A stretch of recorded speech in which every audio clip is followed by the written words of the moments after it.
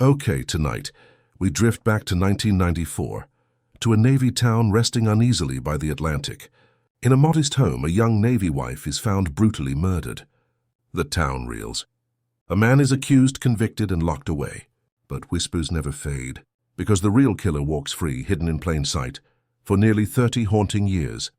Welcome to Criminal Mindcast, the podcast where we tell true crime stories, not just with facts, but with silence, the kind that lingers in the corners of human guilt. Picture Mayport, Florida, salt in the wind, the glow of base lights reflecting off the dark water, and an unease that spreads like fog through the small community of sailors and families. For years, the murder of Tina Hines was an unsolved mystery, a cold case buried beneath time and fear, until DNA brought her dark past back into the light. Tina Hines was 20 years old, gentle, hopeful, and 4 months pregnant when she was murdered. She had grown up in a small southern town where life moved slowly and trust came easily. When she married a young Navy sailor stationed in Mayport, Florida, it seemed like the beginning of a steady, simple future. But safety, as she would learn too late, is a fragile illusion. Her husband spent months at sea, leaving Tina alone in their modest apartment near the Mayport Naval Station. The nights were long and quiet, filled with the low hum of ships and the scent of salt drifting through the air. She filled her days with small routines, unaware that her peaceful world was inching toward tragedy. Mayport in the mid-1990s was a small, tight-knit Navy town where everyone seemed to know each other, but few truly did.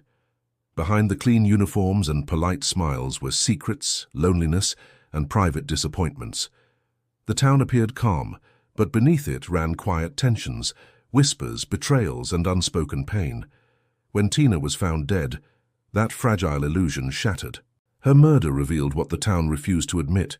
Evil can live behind familiar doors. Living with Tina at the time was her brother-in-law, Chad Hines, a 19-year-old trying to find his footing while his brother served overseas. He moved in temporarily to help with rent and chores, a family gesture born of necessity. By all accounts, Chad was quiet, respectful and withdrawn, someone who avoided conflict and rarely drew attention. But when Tina was discovered brutally murdered, suspicion fell on the person closest to her. His proximity became a verdict. The police saw not a frightened teenager, but a convenient suspect. Under pressure to solve the crime, they mistook confusion for deceit and silence for guilt. In one night, Chad's ordinary life became a nightmare, his innocence buried beneath the same mistrust that had already taken Tina's life. Chad Hines had no history of violence, no signs of instability, only the quiet fragility of someone easily intimidated by authority. His psychological profile revealed compliance, fear, and a desperate need to please. In an interrogation room, such traits can be fatal. Under pressure, his words were twisted by suggestion, his hesitation mistaken for deceit. In a small town hungry for answers, that was enough.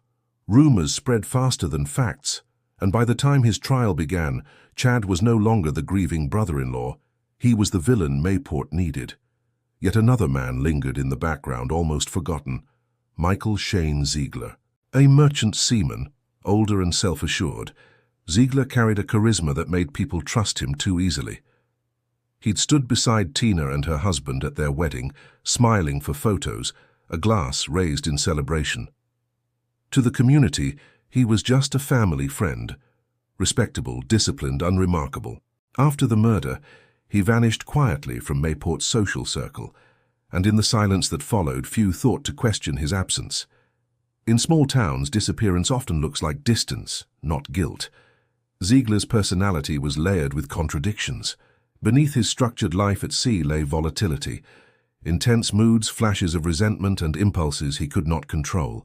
Later evaluations would suggest traits of impulse control disorder, perhaps even antisocial tendencies. But in 1994, no one was looking that deeply.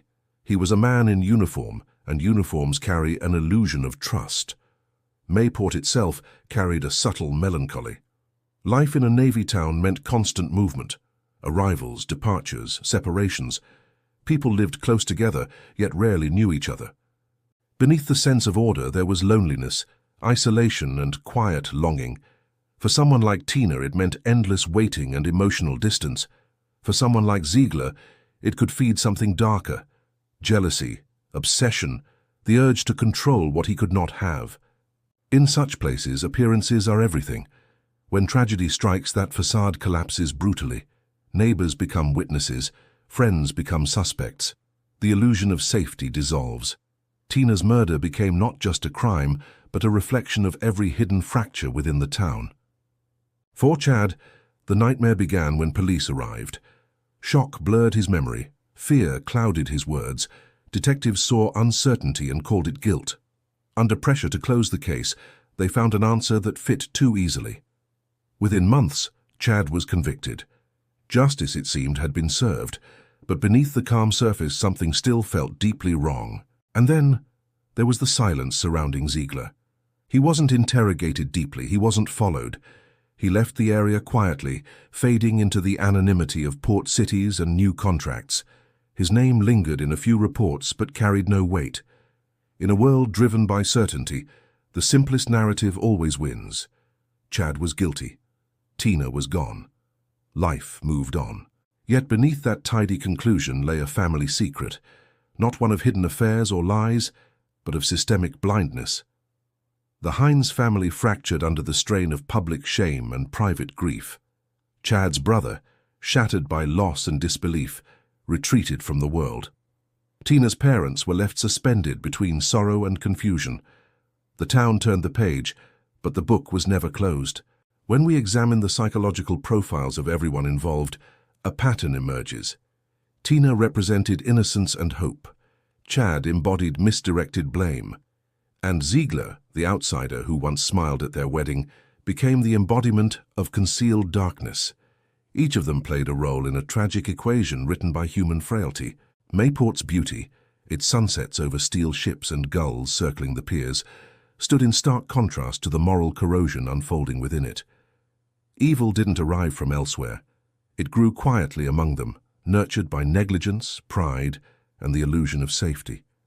In the end, the town remained what it had always been, a place of uniforms and secrets where truth could drown as easily as a sailor lost at sea. And on that quiet shoreline, the memory of Tina Hines began to fade, until decades later science and time would conspire to bring her voice back from the dark. The night of April 17, 1994, was ordinary along the Mayport coast. Humid air, ship horns in the distance, faint laughter from Navy bars. Inside a small apartment near the base, Tina Hines, 4 months pregnant, likely went to bed early. Her husband was at sea. Her 19-year-old brother-in-law, Chad Hines, had fallen asleep on the couch. By morning, Tina would be dead, stabbed 27 times in an act so violent it stunned the entire town. The first officer described the scene as intimate, the kind of crime born not of greed but of rage. The door showed no signs of forced entry. Nothing had been stolen. Whoever killed Tina had been invited in, or already belonged there. Inside the bedroom, signs of struggle mixed with something darker, evidence of sexual assault. The violence was deliberate, not chaotic, a controlled eruption of hatred and desire. Chad told detectives he'd fallen asleep around midnight, waking before dawn to the smell of smoke. A small fire burned in the bedroom, as if someone had tried to erase what they'd done. He broke down the door, saw the blood, and ran for help. His 911 call was trembling, panicked, the raw sound of disbelief. Yet from the moment officers arrived, his fear was mistaken for guilt. He was pale, incoherent, unable to recall exact times. Under harsh lights, every pause became suspicion. The police, shaken by the brutality and pressed for quick answers, focused on the only man in sight. In their eyes, Chad was young, male, present, and therefore guilty. The lack of forced entry sealed the assumption. In small towns, stories form faster than evidence. When Chad's statements didn't match expectations, detectives sought confirmation instead of truth. Forensic science in 1994 was limited. DNA testing was fragile and easily misinterpreted. Biological samples, semen, hair, blood, were analyzed but produced no clear match. Still, investigators wove a narrative that felt convincing. The prosecution ES theory was cruel in its simplicity. Chad had attacked Tina in a fit of sexual impulse, then panicked and tried to destroy the evidence. It didn't matter that he had no motive, no record of violence, and no injuries. The evidence was thin, But the story was powerful. And in a frightened town desperate for closure, power was all that mattered. As weeks turned to months, Mayport's unease hardened into certainty. Local headlines branded Chad Hines a troubled youth, a danger hiding in plain sight. The town, desperate for order, embraced the easy narrative. Tina's funeral was quiet and mournful, grief mixed with disbelief. Meanwhile, Chad sat alone in a cell, accused of murdering the woman he'd called family. At 19, he was sentenced to life in prison. When the word guilty echoed through the courtroom, it felt like the world exhaled. Reporters hailed closure, the community found comfort in condemnation. Behind bars, Chad's life unraveled slowly. Years blended together, the clang of metal doors, the endless surveillance, the ache of knowing no one believed him. He never stopped insisting he was innocent, but his voice disappeared into the machinery of the justice system. While Chad's life froze in place, the real killer slipped quietly into anonymity. Michael Shane Ziegler, once the smiling guest at Tina's wedding, vanished after the murder. As a merchant seaman, he drifted from port to port, changing jobs and addresses, hiding behind the transience of coastal life. For decades, his name never resurfaced. The case grew cold, boxes of evidence gathered dust. Tina Hines became another forgotten tragedy. But some questions refused to fade: the unidentified DNA, the inconsistent timeline, the uneasy memories of those who had lived through that night. In 2007, technology did what human judgment could not. New DNA testing proved that the biological evidence from the crime scene did not belong to Chad. It belonged to an unknown male. His conviction collapsed under the weight of science. After 13 lost years, Chad walked free, exonerated but forever changed. Freedom could not return what was taken: his youth, his peace, his faith in fairness. The state apologized, a hollow gesture to a man who had aged in silence. For Tina's family, the truth reopened every wound. If Chad was innocent, then who had killed her? And how had that man walked among them, unnoticed for so long? It took 18 more years for the final revelation. In 2025, genetic genealogy traced the unknown DNA to Michael Shane Ziegler, now 52, living quietly in Georgia. The match was indisputable. The man who once stood beside Tina in her wedding photos had been her killer all along. His decades of disappearance now understood as the calculated flight of guilt. In interviews, those who had known Michael Shane Ziegler described unsettling contradictions: sudden flashes of anger, obsessive attention toward women, and long, eerie silences that followed moments of tension. He lived between control and chaos, a duality common among those who bury guilt for years. For decades, Ziegler built his life on avoidance, suppressing the memory of what he'd done, until science finally tore down the illusion. The revelation forced Mayport to confront its ghosts. The police defended their 1990s investigation, blaming limited technology. But beneath the official statements lay quiet shame. A young woman had been murdered. An innocent man had lost 13 years. And the true killer had walked free for 31. The story now looked tragically different. Tina Hines's death was never random. It was born of proximity, obsession, and opportunity. Ziegler, trusted and familiar, had entered her home without force. Maybe she recognized him. Maybe she let him in. What happened next? The argument, the rage, the fatal moment will never be known. For decades, that silence endured, until DNA gave it a voice. The truth did more than unmask a killer. It revealed a system's blindness, a community's need for certainty, and a haunting reminder that sometimes the darkest crimes unfold, not in shadows, but under the gentle light of trust. The investigation into Tina Hines's murder began with chaos disguised as control. Within hours of discovering her body, Mayport police sealed off the apartment complex, red and blue lights flashing across quiet homes. Officers moved fast, too fast, driven by fear, pressure, and the town's need for order. In a community built on military discipline, uncertainty was intolerable. From the start, suspicion pointed one way, toward Chad Hines, Tina's 19-year-old brother-in-law. He was present, nervous, and easily swayed by authority. Under pressure from the Navy base and local officials, detectives sought a quick resolution. Instead of following the evidence, they built their case backward, from a suspect to a story. The biological evidence, semen, hair, and skin cells, should have guided the investigation. But in 1994, DNA science was primitive and costly. Samples were mishandled, degraded, and ultimately deemed inconclusive. Still, prosecutors pressed on, favoring psychology over science. Chad's confusion became deceit. His quietness became guilt.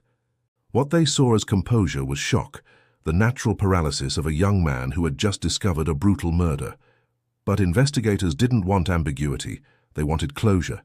Fear became motive. Uncertainty became confession. As one detective later admitted, "We stopped asking questions when we found answers that fit." The evidence that didn't fit, unidentified fingerprints, untested DNA, was quietly filed away. The media amplified the narrative. Headlines screamed, "Navy family torn by murder," and brother-in-law accused in brutal slaying. Neighbors speculated. Reporters filled gaps with fiction, and repetition hardened into belief. In a small town, stories don't need proof, just persistence. By the time Chad stood trial, his guilt was public fact. The prosecution exploited the town's moral anxiety. They painted Chad as a repressed young man, consumed by jealousy and desire, turning tragedy into spectacle. No motive, no physical evidence, but a story that felt true. When the verdict came, guilty, Mayport exhaled in relief. Evil, they thought, had been contained, yet beneath that relief lay ruin. Tina's family fractured under grief and doubt. Some accepted the verdict for sanity's sake. Others lived with quiet suspicion that something was wrong. Chad's parents bore the stigma of raising a killer. His brother, Tina's husband, was trapped between sorrow and disbelief. Justice had promised closure but delivered corrosion. Over time, the case became a study in confirmation bias and institutional blindness. Once police decided Chad was guilty, every anomaly became supporting evidence. The unidentified DNA was labeled contamination. The lack of forced entry was seen as proof of intimacy, not circumstance. Even the fire, a desperate attempt to erase evidence or a panicked reaction, was framed as calculated concealment. The tragedy of Mayport wasn't just a murder. It was the system's quiet surrender to narrative over truth. In their rush to restore order, the investigators didn't solve a crime. They built a myth, and an innocent man paid the price for their certainty. When Chad was exonerated in 2007, those same institutions shifted tone but not responsibility. Officials attributed the wrongful conviction to technological limitations rather than human error. But beneath that polite phrasing was something darker: the refusal to confront the psychological mechanisms that lead good people to commit moral blindness. To admit the mistake would mean admitting the collective hunger for certainty, the societal need to believe that justice always functions. ChatGPT said, "The police theories surrounding Tina Hines's murder revealed more about the human mind than criminology itself.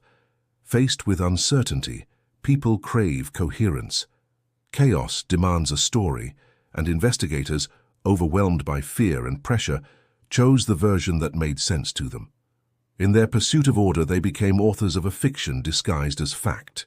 For years, the case faded into the archives, a tragic relic studied by journalists and criminology students as an example of justice gone wrong.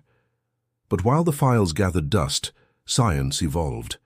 The rise of genetic genealogy, a method linking crime scene DNA to public ancestry databases, quietly revolutionized cold case investigations. In early 2025, a small team of Florida detectives reopened the Hines file.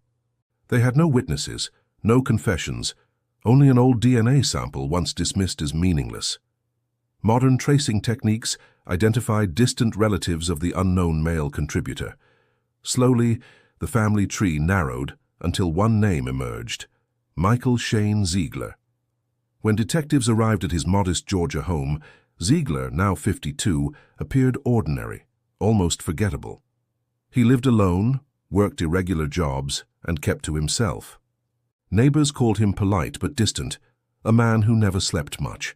A swab of his DNA confirmed what decades of speculation had missed. It was a perfect match. 31 years after the murder, the man who had once toasted at Tina's wedding was unmasked as her killer. The revelation shattered Mayport's fragile certainty.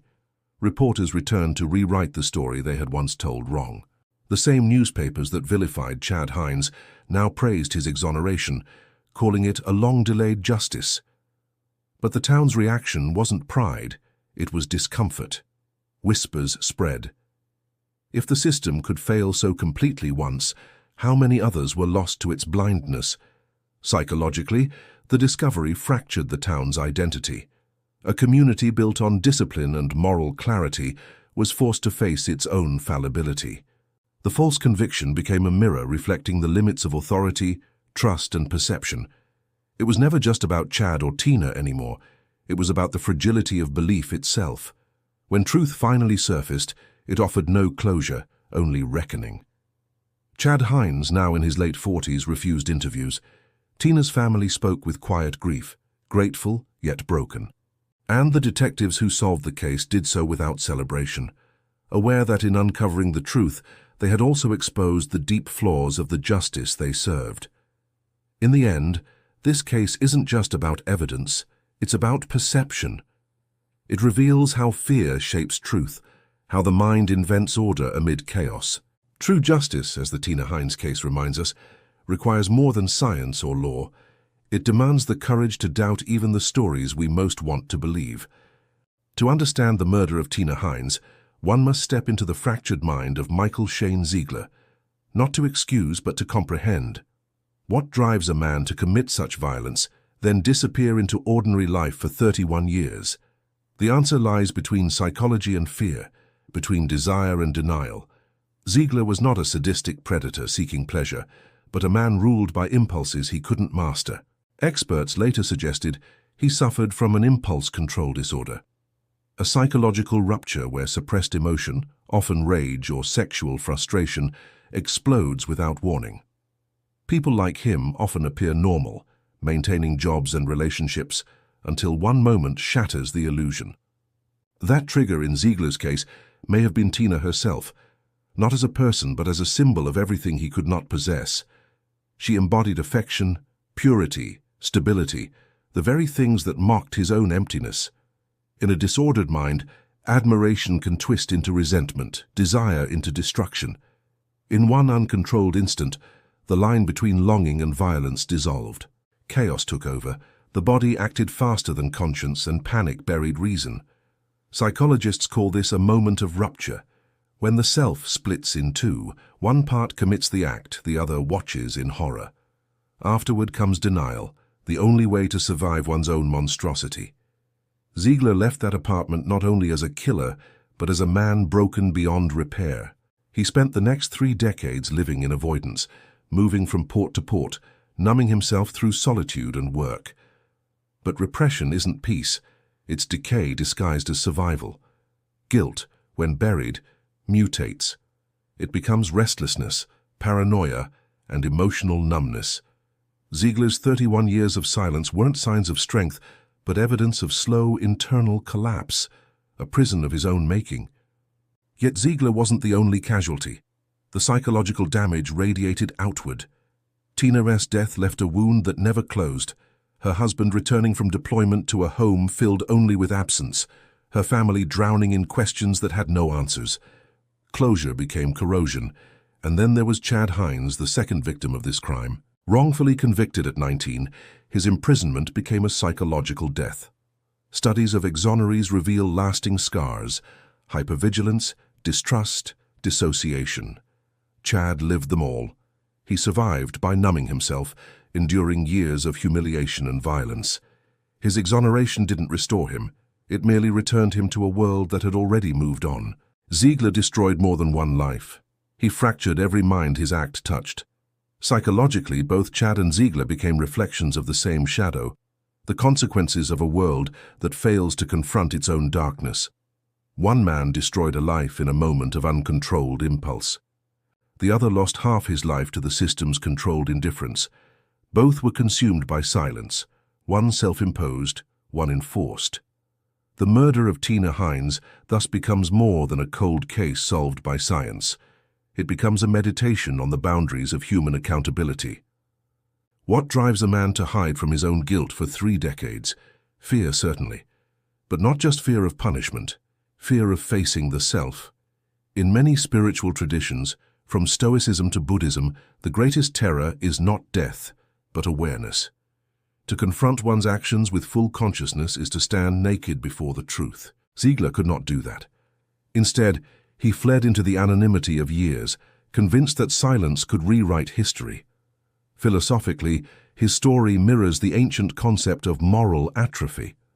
The Stoics believed that the unexamined soul decays in secrecy. Each lie we tell ourselves corrodes the inner structure of reason.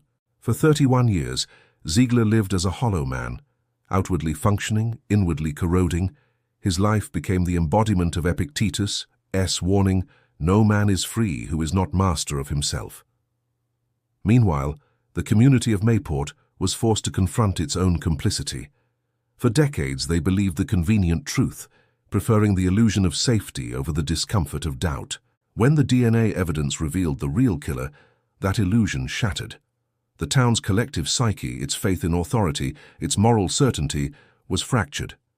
People who once spoke confidently about justice now whispered about fallibility. If justice can be wrong, they asked, then who is safe from its mistakes? From a psychological standpoint, this is what trauma does. It distorts identity. For Mayport, the crime became part of its mythology, a ghost that haunted every street corner, every whispered conversation. For Chad, it became the architecture of his adulthood. For Ziegler, it became the silent rhythm beneath every breath. Trauma, like guilt, does not dissipate with time. It mutates, inhabiting new forms until it is recognized. When Ziegler was finally identified in 2025, reporters asked if he showed remorse. The investigators described his expression as blank, distant, detached. Decades of suppression had fossilized his conscience. He had lived too long inside the lie to feel its weight anymore. For him, confession was not redemption. It was surrender. In that sense, the capture did not restore balance. It only confirmed how thoroughly guilt can consume the human mind. Tina Hines's murder was no longer just a story of violence. It became a study in the limits of human endurance, of how far the psyche can bend before it breaks. Ziegler's silence, Chad's imprisonment, and the town's denial all stem from the same root: the fear of seeing evil not as a monstrous anomaly, but as something that grows from ordinary soil. When justice finally came, it arrived not in victory, but in quiet exhaustion. Science broke a silence that had lasted 31 years, yet its echoes remain. No one escapes a tragedy like this untouched. The law may close its books, but the mind never does. This was never just a murder. It was the anatomy of human darkness. For decades, a killer hid from guilt, a family from grief, a town from doubt. The silence has ended, but the wounds, psychological, moral, and spiritual, will never truly heal. Fear at its sharpest edge is a mirror, not reflecting monsters in the dark, but the quiet ones within. The story of Tina Hines isn't just about murder, it's about trust shattered, and how darkness can disguise itself as love. Evil doesn't always arrive uninvited. It lives beside us, smiles at us, celebrates with us. And when truth slips away, silence becomes its most loyal accomplice. As this case closes, one question remains: how well do we truly know the people who share our lives, and the shadows that quietly share our hearts? If this story stirred something in you, don't forget to like, share, and subscribe to stay with us as we explore more corners of the human mind and its shadows. Some crimes never scream. They whisper, they linger, they haunt, and sometimes silence tells the loudest truth of all. Thank you for listening to Criminal Mindcast.